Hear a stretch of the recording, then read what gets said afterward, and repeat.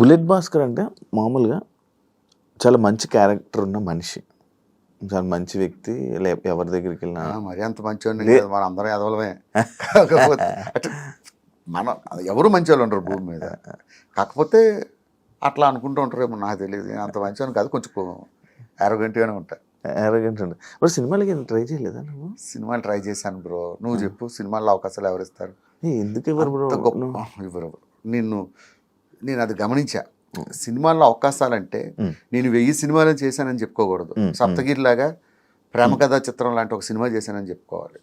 ఒక సినిమా చేస్తే అది మనకు బ్రేక్ అవ్వాలి. ఎక్కడో గుంపులో గోవిందలాగా నించోబెట్టి నేనేదో సినిమాకి ఇలాగే 55 రోజులు డేట్లు ఇచ్చా, హీరో ఫ్రెండ్ అన్నారని. సినిమా అంతా చూస్తే ఒక డైలాగ్ ఇచ్చారు. ఆ 55 రోజులు ఏం చేశారనుకున్నారు? సెట్కి వెళ్ళి భోజనం చేసి పడుకోవడం, సాయంత్రం లేకడం, ఇదే పని. అంత గుర్తింపు వచ్చే క్యారెక్టర్లు నాకు రాలేదు. ఇవ్వలేదు అన్నది వాళ్ళు ఇవ్వలేదు అని చెప్తే వాళ్ళు బ్లేమ్ చేసి ఉంటారు. నాకు రాలేదు. దేవుడు మనకు టైం వస్తుంది, టైం వచ్చినప్పుడు ఖచ్చితంగా వస్తాయి, వచ్చినప్పుడు చేద్దాం.